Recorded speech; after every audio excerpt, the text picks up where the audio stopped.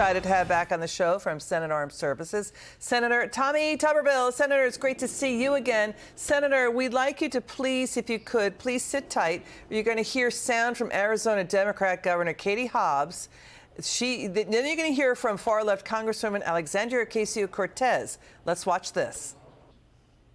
We need something. Americans want sanity and an end to the lawlessness at the border. The president is not using his executive authority to do any of those things that Congress has already authorized. The president does not need new laws. The president needs a backbone to make sure that he enforces the immigration laws that are already on the book. The idea that Republicans, in order to win an election, say we need to hermetically seal the border when they know that that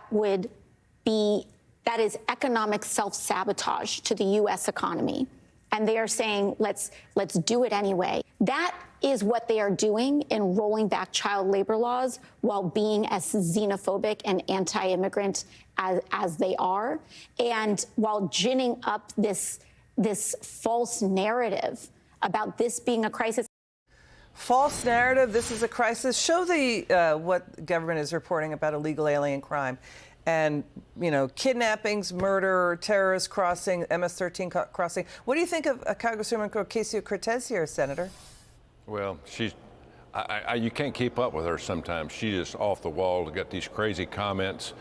Liz, this goes back to what happened in Europe the last 10, 15 years where they just allowed mass immigration. That was kind of an experiment. Knowing that the United States of America is the #1 goal for globalists. So it worked in Europe. They've almost ruined almost every city in Europe, third world country.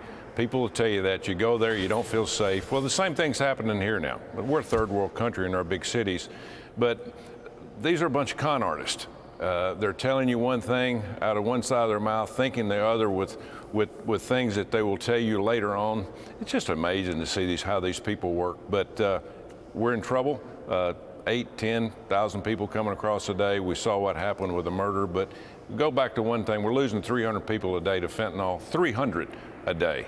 And it's just amazing that the American people are not more outraged than what they should be. So what do you make of criticism of Senate Republicans for stopping the Senate border bill that would have aid to Ukraine? That wasn't a border bill, that was a border giveaway, Liz. Well, the thing that happened there is they just wanted to come up with something to use against us in the election next year. It has nothing to do with any kind of new laws that would help put the border in place. As Governor Abbott just said, they've got all the laws they need. We don't need to do any more laws. Just go with the laws that we've got. President Trump stopped it. They do not want to stop it. They're globalists. They want more people to come here for only one reason, not to take care of them. They want them here to vote and change the redistricting of each red state.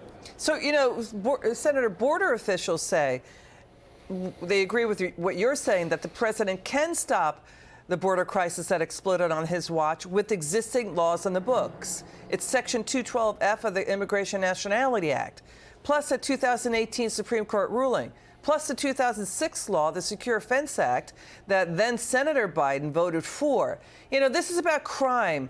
Criminal gangs of illegal aliens accused of a string of robberies and home invasions, doing things like using Wi-Fi and other technology to knock out surveillance cameras. What do you make of the illegal immigrant from Venezuela?